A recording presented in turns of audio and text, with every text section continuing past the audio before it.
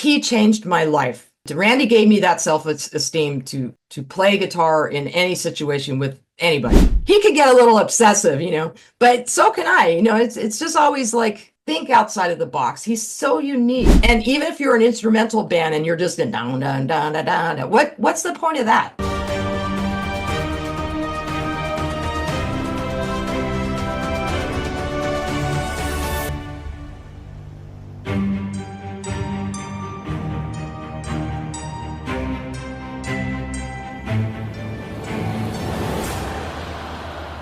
Welcome to another episode of In the Chair With. Today we are in the chair with Janet Robin, a phenomenal guitarist that we're going to delve into her career a little bit, but she's a Grammy winner.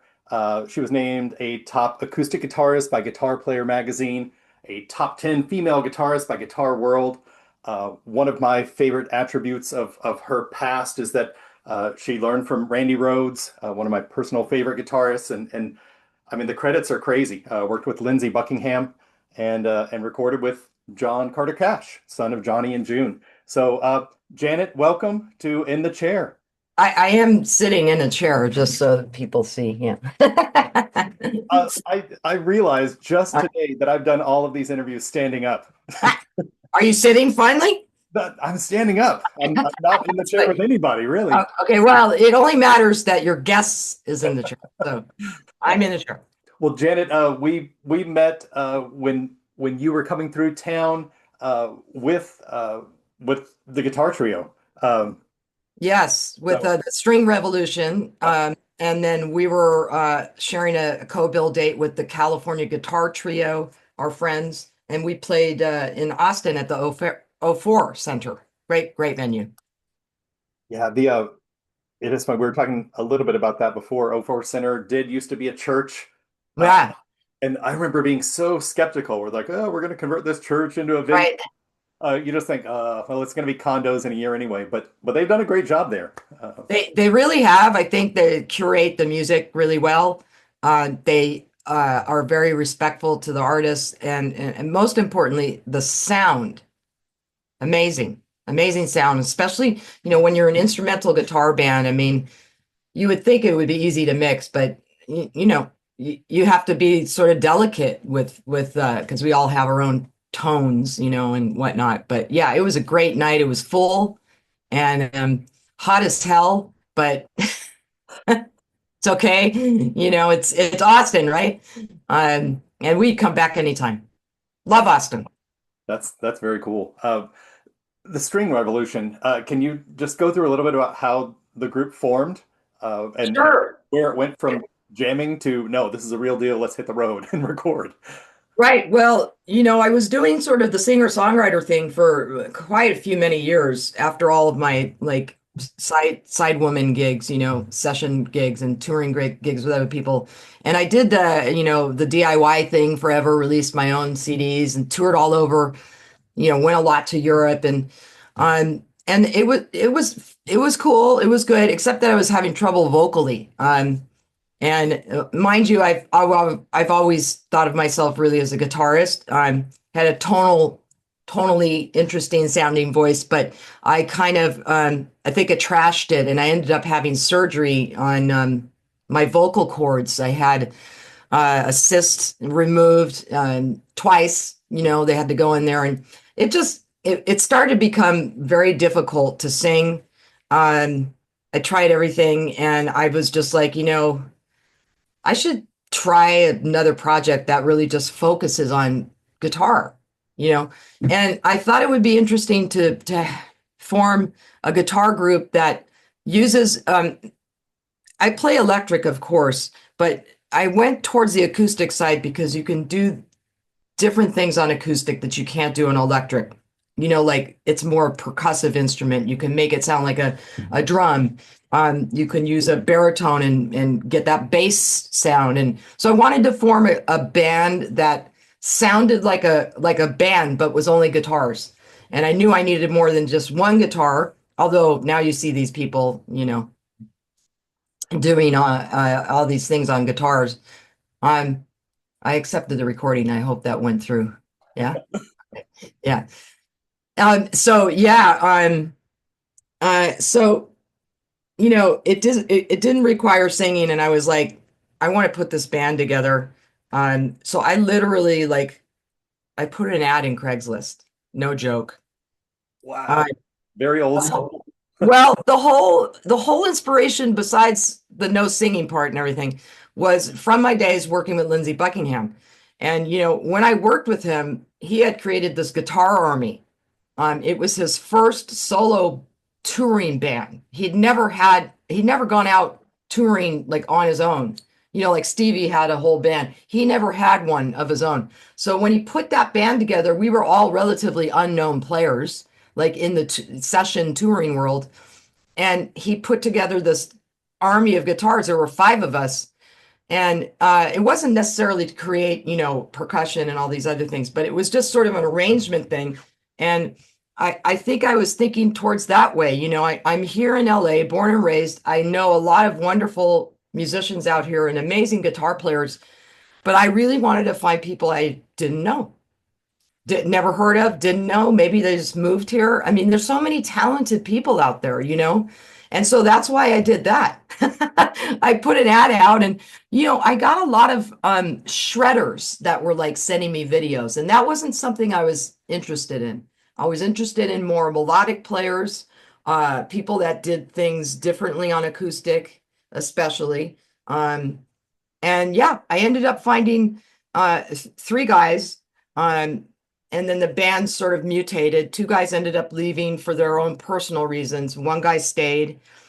And then we decided to become a trio because originally we were a four-piece. And me and Marcus decided let's try being a trio. And then, I went ahead and put another ad in. But this time it was in a different it was called Band Mix, which is out there still. And I found Roberto, who had just moved here from Cuba. And I mean, he had like one video on Instagram. And it was like, he was amazing. And I was like, who the fuck is this guy? Sorry for my language. But this is why I like doing that. And so he was really excited, to join the project. And he had such a vast knowledge of musical styles. Yes, he's from Cuba and went to music school there and all of that. But he had actually played with Jackson Brown out there. He had played with Colin Hay from Men at Work, who we actually share that relationship because he's my friend too. So there were all these like synchronicities. And I mean, he can play banjo and bluegrass. I mean, who does that in Cuba?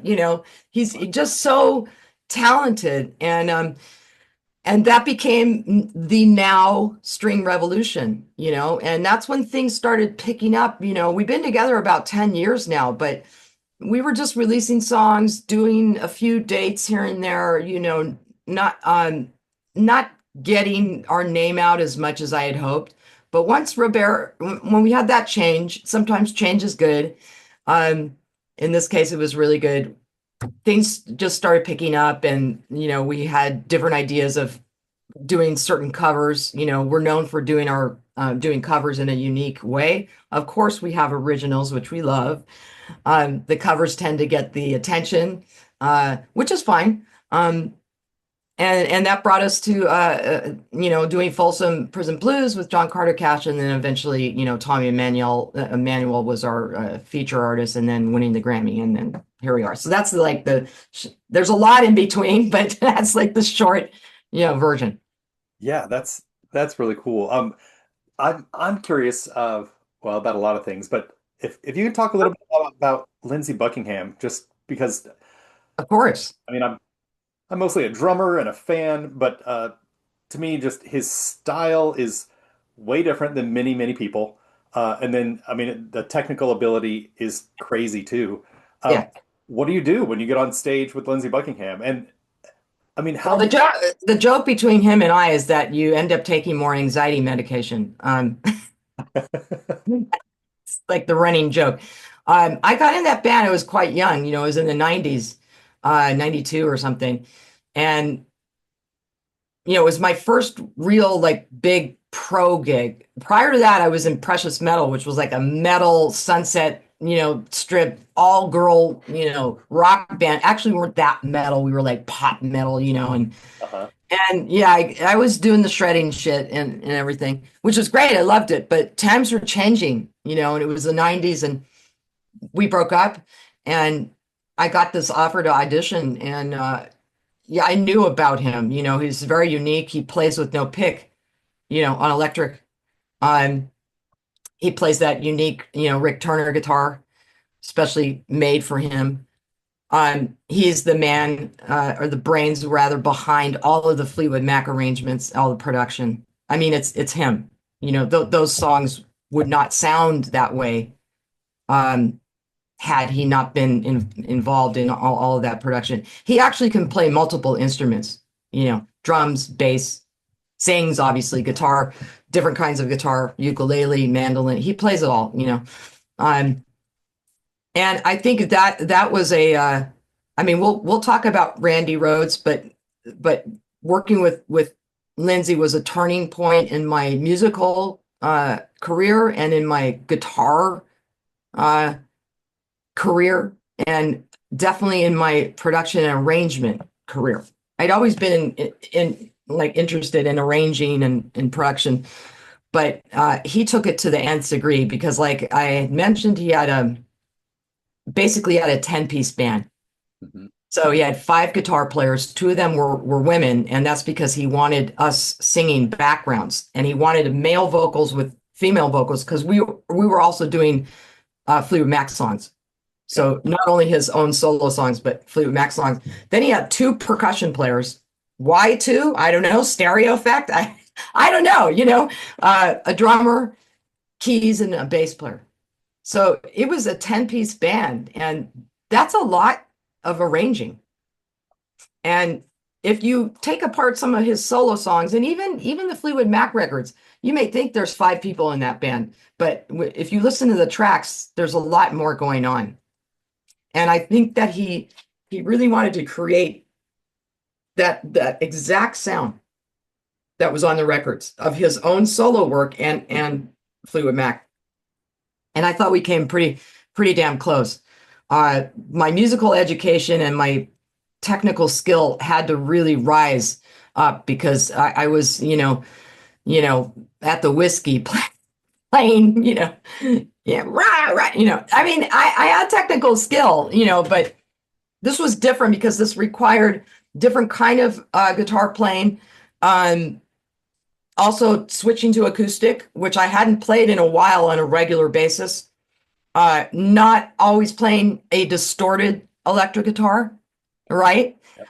Um, you can hear all the notes when it's not distorted, And then the level of singing was tough. I did background singing with Precious Metal, but not like this. This was like 3-4 part harmony and, the whole crazy shit. So I just remember, having to go back to lessons, guitar lessons, vocal lessons, recording myself, practicing because he was literally listening to all of our rehearsals. Like after we would leave, we didn't know we were being recorded individually to, at that time, what was called an ADAT. Uh-huh. So we were on each tracks and he would sit and listen to all of us. And he, one day he sat down with each of us and said, you're singing flat here, or your time is not good on this song. You gotta fix this part, that part, and if you don't fix it, I have to fire you. So you know that's where the anxiety medication joke comes.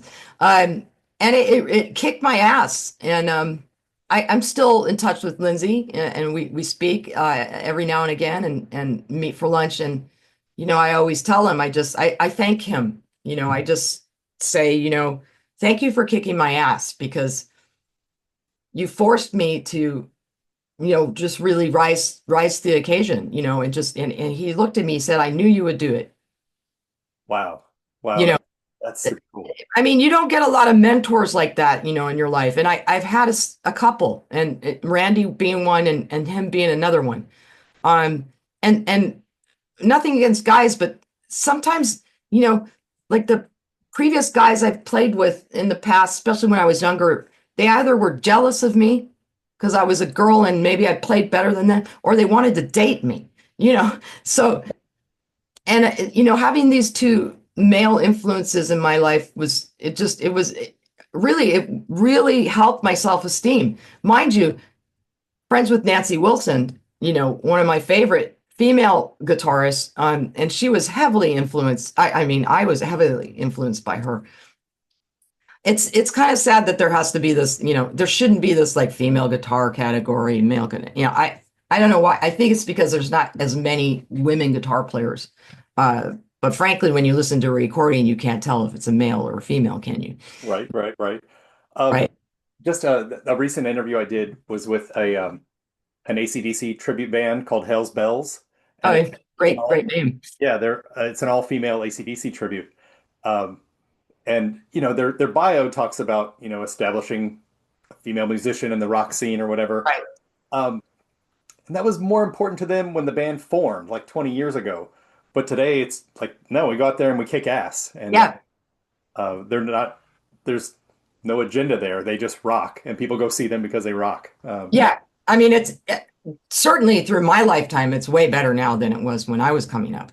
You know, I mean, Lindsay, in fact, had, he had a hard time finding good female guitar players that could also sing background when he was auditioning. And the audition, by the way, was like an entire day, like a whole thing, like, it comes from the 70s kind of hippies thing. And I remember showing up to the audition and everybody's just sitting around talking, and with their guitars. Nobody's playing. And I'm like, hey, and they're like, hey, what's up? There was a couple of guys already in the band and he was there. And he's like, hey, I want to show you this part. It was so like relaxed, and he was talking to me, asking about some of my past. And I think he was trying to get a feel for who I was also, because, when you go on the road, you may play on stage a couple hours with these people, but you live with them the rest of the time on the road. Yeah, yeah. So at the time, I didn't know. I was just like, how long is this going to take? But he had me play a few things. I didn't even play a whole song. He showed me a few parts and I played it. And then he's like, okay, let me show you this vocal part. I want to see what we all sound like. And so I sang that.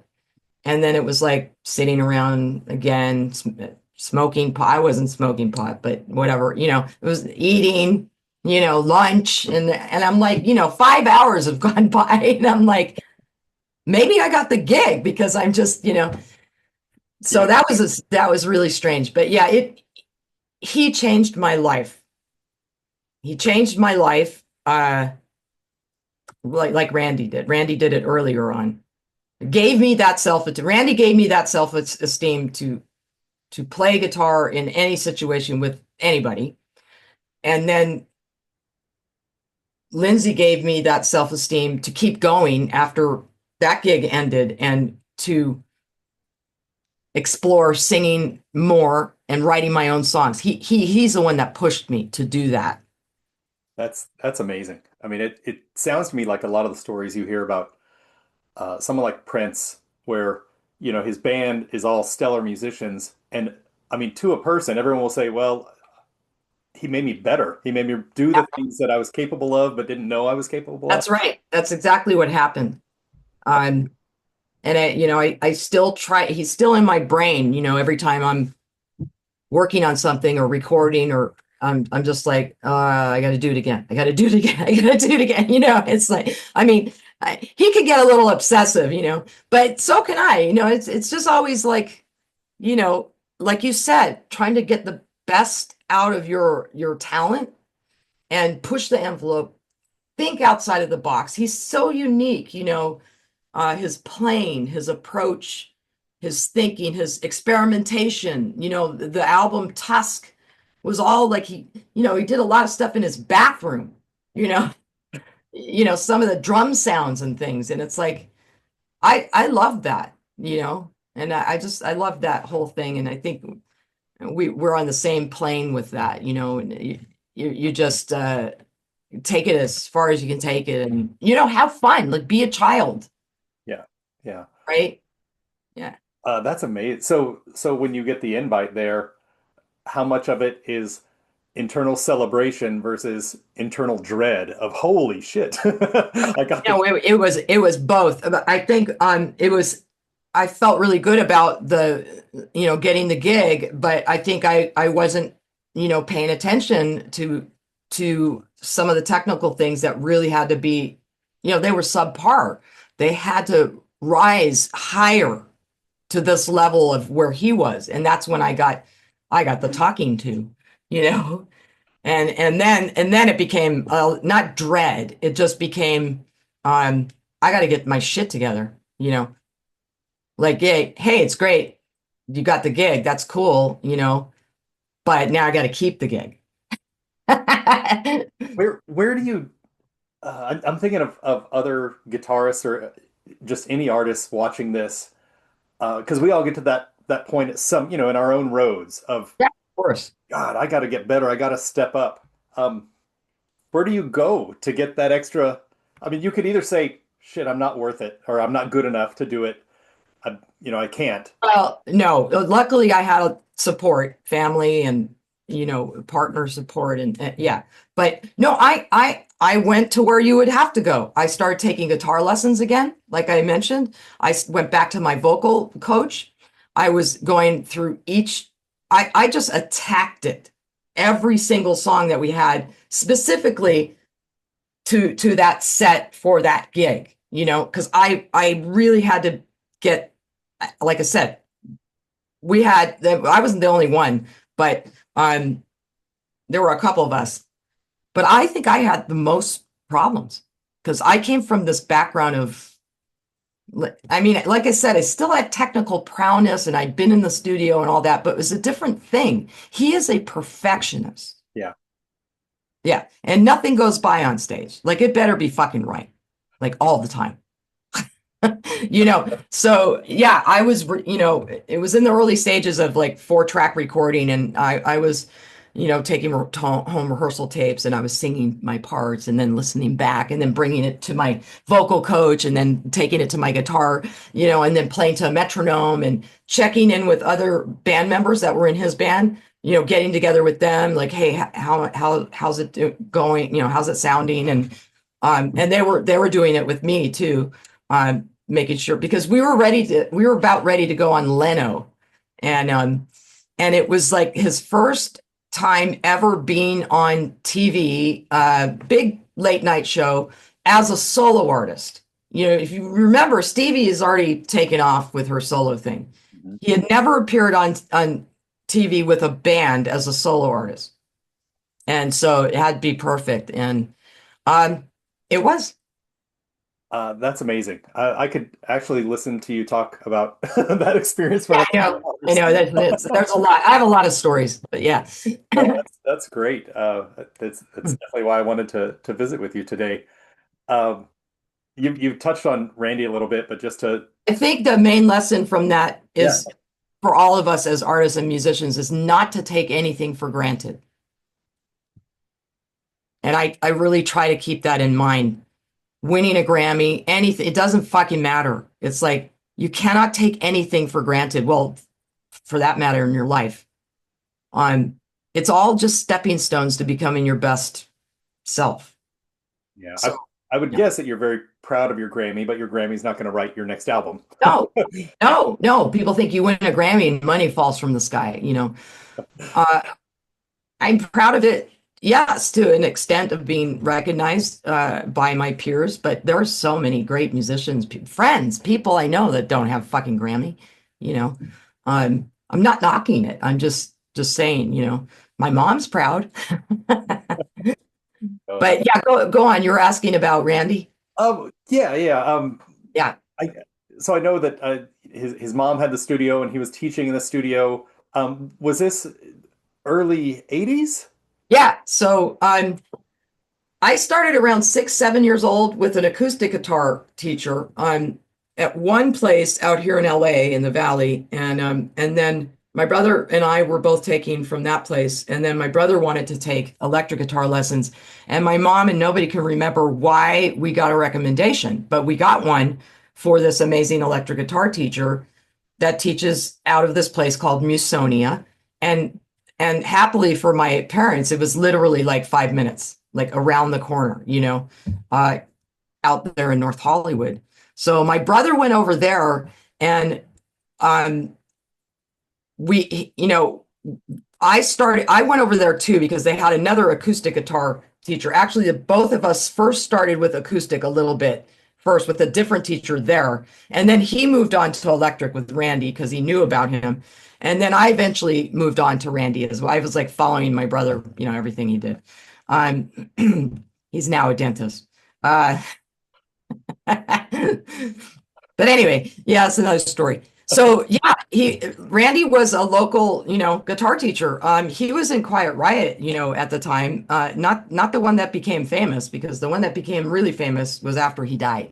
Right, right. So he was rather young, 21 or 22, maybe. I don't know. He was really young. And this was like 1982, Yeah, that's something kind like that. yeah. Actually, it was before that, I think. Sorry, 78, because I got my Les Paul in 1978. So I got my first electric in 1977. So I don't know, 82 is when he died. That's why that's in my brain. 1977, I got my first electric guitar. God bless my parents. I was begging and begging. My Strat, which ended up getting stolen out of my mom's station wagon. Somebody out there has my 1977 Strat. If you're listening, I want it back. And so, yeah, 77 was when I started with him. Wow, wow. And Oh, yeah, I'm 58, uh-huh. soon to be 59. So, yeah, people sometimes don't believe me. And I'm like, I'll show you my driver's license. But yes, I was very young when I started with him, all the way up until he got the gig with Ozzy. And in between that time, my brother and I were taking lessons, and my parents would take us to go see him it was a club at the time called the Starwood, very famous.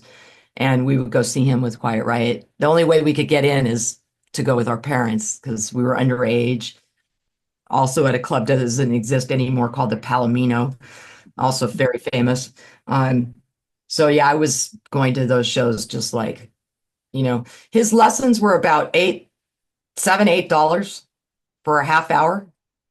They were Okay. only 30 minutes. Yeah. Uh, if you want details on the lessons, basically they were like showing scales, different modes, positions, a lot of jamming back and forth. He'd show me a progression, I would play it. Then he would show how he would improvise. And he would show some fucking crazy, like, what the fuck was that? Like I heard, Van Halen, mind you, but I hadn't seen what this guy had done. I was like, because he did a lot of pull-offs. Van Halen was doing tapping, but Randy did all these crazy pull-offs that were so melodic. It was just like, wait, what? It was so inspiring. I brought my friends from the neighborhood to my lessons. I was like, you got to come to my guitar lesson to see my teacher. It That's was amazing. it was that, like, you knew he was special, right? So you're taking lessons. Was it when he got the gig with Ozzy and it's like, hey, I'm gonna go, you've got to take lessons in the next room So down? what happened? Well, we were all very happy for him, but we were also sad we were losing him. And one of his students became a sub. So I continued, and at that point, I think I was in high school, ninth or 10th grade, because he died in 82 when I was in 10th grade, I think. So, I mean, he was only in Ozzy's band, what, a year or some. It was such a short period of time. Yeah, it was terrible. But I did see him one more time because in between tours, the one before he died, the tour before he died, he came home and he taught one more time. Wow. I mean, I think that's shocking to a lot of people that, you think, oh, a famous band on tour or whatever, that he would come home and then go back to, No, music. I teach too. I have a certain amount of students, so I'm just trying to keep the legacy going in my own way. But the biggest, you have to be a teacher. If you're not a teacher like me or like Randy, then you're a teacher like Lindsay, Mhm. right? Or a mentor. We have to be like that, no matter what we do in our lives, in my opinion. Doesn't matter what career. That's why we're all here, you know. And we don't have children, so I teach adults too, but some of my kids have gone on, one's at Pepperdine in the classical guitar program with Christopher Parkening. I mean, what?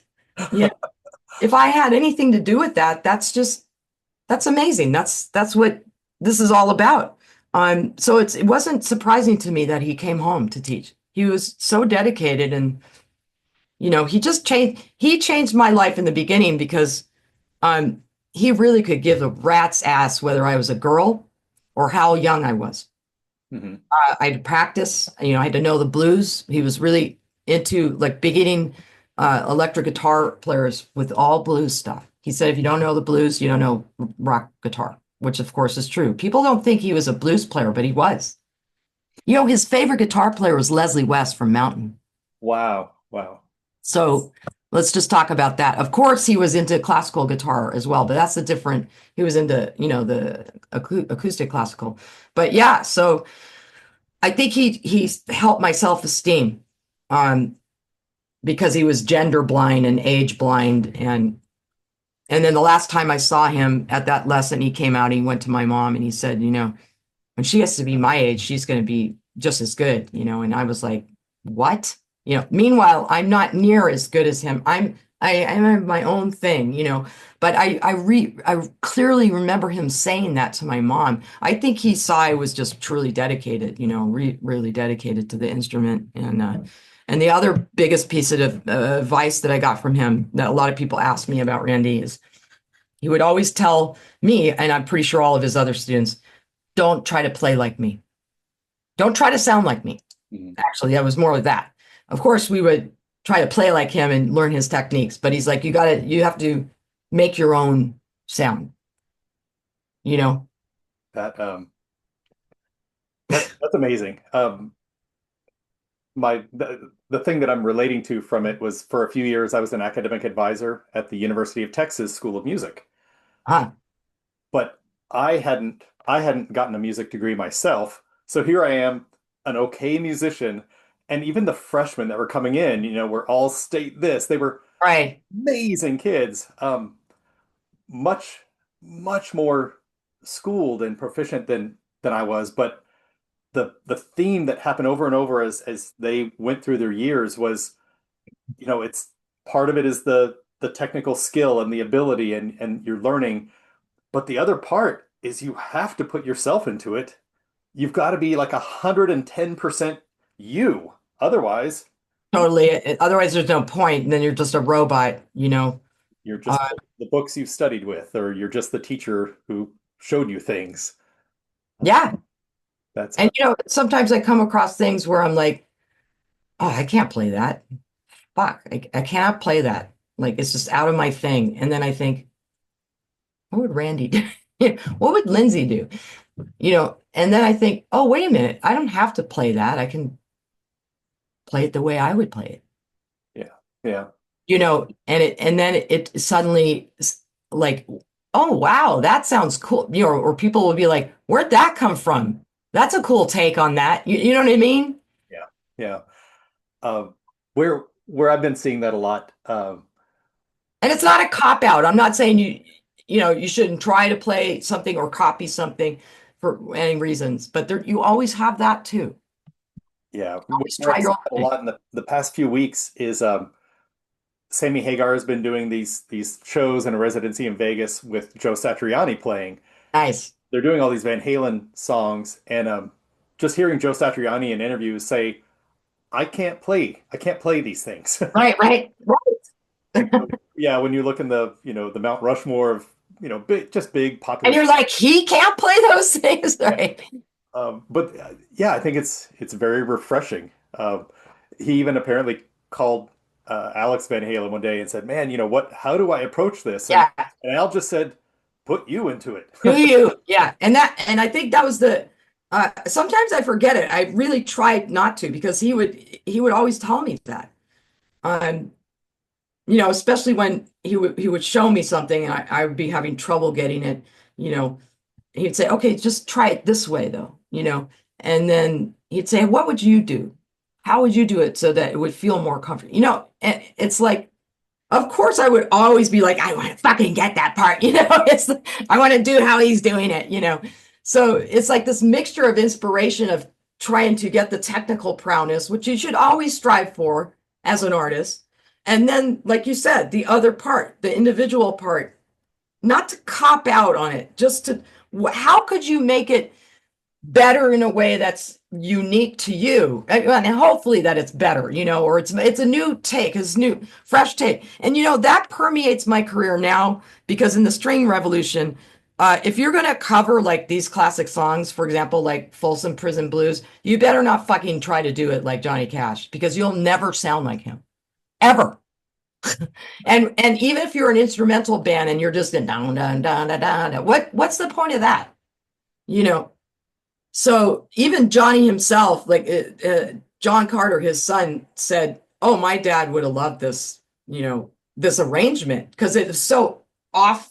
I mean, when it starts, it doesn't even sound like Folsom Prison Blues. You're like, what the fuck is this? And you want to do that. Everybody's already heard these songs the way they were recorded. Why do them again? Unless you're in a tribute band. I was just going to point that out. Yeah, unless you're in a tribute band, then you must do it, because people want to hear those parts. Yeah. So that's the only exception I say. That's why I'm not in a tribute band. No, I think that's a huge thing. Tribute bands, the goal is note for note perfection. Exactly. Yeah. Start nitpicking if it's the right type of guitar, or the weight of the strings or whatever. Oh, you can't. Yeah, you can't have. I mean, some people even want to see the same guitar. I mean, it's the whole thing, So, and God bless them, That's great. So, but that's not for me. If we're making a tribute in any of these covers we do, it's to the soul of the song with our own stamp, and hopefully bring it to a new, younger audience. Yeah, I'm glad you circle back to that, because the String Revolution does do incredibly popular covers and original music. And I've always thought, if you're going to cover a song, unless you're a tribute band doing it note for note, right, if it sounds the same, you've just wasted 3 minutes of my life. Yeah, there's no point. No. I mean, we simply can't sound the same in some ways, because we generally don't have vocals. Although one song we're going to release next year will have a vocal on it the first time. Well, we had one on an old record, but this will be a featured artist. And that's a good segue, not to take over your interview, but to our single that's coming out in August. Talk about a younger audience. EA Games, one of the biggest video, game companies and sports gaming or whatever, they approached us about their Plants vs. Zombies video game 10-year anniversary edition. They wanted us to remake the main game theme song, which is actually called Crazy Dave. And we listened to it and we're like, oh, that's so cool. It's really a cool like melody and the whole thing. This woman, Laura, wrote it. I think she's Japanese or something. And they really wanted us to put our String Revolution sound on it, the 3 guitars, and arrange it differently, and more instrumentation.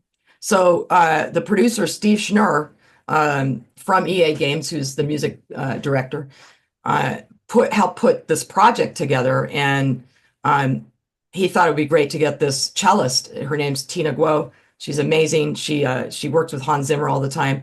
And oddly enough, she has a metal background, which is amazing. So we were like vibing on that in the studio. But she is a fucking badass on cello.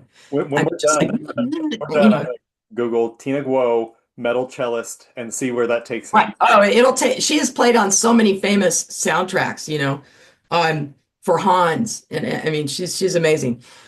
So she's going to be the feature on it, but you can clearly hear what we're doing on it. And then the really interesting part of the whole thing is that the game theme song apparently influenced Billie Eilish and Phineas to write the song Bad Guy, which was a huge hit for them. I guess they played Plants vs. Zombies a lot when they were younger, and they were inspired. And so in our arrangement, when it comes out, you will hear us go into a section of Bad Guy. Yeah. And then we go back to the theme song. But that's coming out on vinyl in August and also digitally streaming in August. I don't have the exact date yet, but it will be on all the streaming platforms. I'm sure it will be on the EA Games website. And when you download the game, I believe the game and the app, I think you will hear our version now. On it has to be the 10-year anniversary edition. Like the old game will still have the original theme. The new version, the new edition will have our theme song. And I think, that's going to open us up to a whole other audience. I was very like skeptical. I'm not skeptical. I didn't know anything about gaming music, but apparently it's a whole thing. Uh, You know, I I'm just living here with, records and, radio and all that, but it's a whole other thing. It's a whole world. And there's a whole other audience that follows, gaming music and now composers like Hans Zimmer, Gustavo Santaolalla, all these people, they're all getting involved in gaming scoring. And I was like, oh my God, this makes total sense. We're an instrumental band. We do unique arrangements. So that led us to doing film trailers. So now we're involved in doing film trailer music, um, doing some of that. Hopefully that will lead into scoring, maybe for films, TV series, or a full game someday. But nevertheless, the single coming out will, I think, open us up to a much bigger audience. And I think Billy's going to help out with some social media, and we are submitting it for the Grammys again. So that's cool. Plus, you've already given me an idea of a Christmas present for my senior in high school because he's a Plants vs. Zombies fan. yeah, yeah. It's like I know a person on this. And I love it. Yeah, I think he is a he. Yes, yeah. I think he's gonna really enjoy our take of the song. It's super quirky. So yeah. No, that's Thank you. fantastic. So yeah, you have the video game single coming out, and then film trailer work. You talked about Right. doing more recording now. Is this Right. We just got back a few weeks ago. We went back to Cash Cabin. Bad Zombies actually is what it's called, the song that's being released. We changed the title to Bad Zombies. That's what it's called. That was done out here in LA, recorded with Steve Schnurr and Daryl, the other producers. But then we got Steve Schnurr involved with John Carter Cash. We liked working with him so much, and he happens to also live in Nashville. We went back to Cash Cabin to work with John Carter on two other classic songs. Again, covers. I will not say what they are, but they're fucking awesome. And we cut those. And one of them, we decided the way that we made the arrangement that there was room to actually have a vocal arrangement on it. This would be the first time we would be like, really pushing a song of an arrangement of ours, of a song that also has a vocal arrangement on it. So that will be released next year, as well as the other song we did, which is going to have an actually sax player on it. And that's good. Both of those songs will be released next year. So I'm happy we have a head start. And then at home, we've been working on a couple of new songs, originals. We're always, hey, listen to our originals, they're good. I mean, if you come to a String Revolution show, you're going to get 50-50. uh-huh, uh-huh. And we do get a lot of compliments on our originals, but we have two new originals we're in the works of, producing and finishing those, and hopefully we can release those as well. And then we did a version on, we end our shows with a Fleetwood Mac medley. And so we recorded that also at Cash Cabin, and we will be releasing that as well. That's phenomenal. If you're watching this, keep an eye on Janet Robin. Oh, the String Revolution. Yeah, you can go to my website, but thestringrevolution.com is where you want to go. Yeah. Okay. And TikTok, we're on TikTok, Instagram, Facebook. That's fantastic. It sounds like a very busy rest of your 2025. Yeah, a few dates here and there, one-offs. Rochester Jazz Fest, I believe that's June 20th. That's coming up. We have a few dates with CGT, California Guitar Trio again, and one out here in Santa Barbara. A couple of dates coming up with Khaki King for those of you who are Khaki King acoustic guitar fans. She's amazing with her tapping and stuff. Going out with her. So, and hopefully we'll have some more dates next year. That's fantastic. Janet, thanks for taking all this time to visit with us. It's my pleasure. Yeah, Really. wonderful to meet you, and I can't wait to hear this theme song. Uh, I can't wait for it to come out. I'm really excited about it. And the artwork's really cool. And there's like zombies. And we're, in the midst of trying to plan a video of some sort. yeah, no, with how how non-lucrative streaming is and this and that. I mean, It's what you true. said. I Yeah, mean, video games are a new huge opportunity it for really is. Yeah. I mean, they're taking our money everywhere else. So right. No, it makes me think of Billy Squire allegedly makes so much more money off of his songs sampled in hip hop than any of his own album. Like uh, when he, it's crazy, isn't it? It seems crazy. oh, I hope that that is It's a huge success for the sport. Thank you. Uh, Thanks again for taking the time to visit. And yeah, Anytime. Yeah. eye out for Janet Robin, everybody. Thanks for joining us.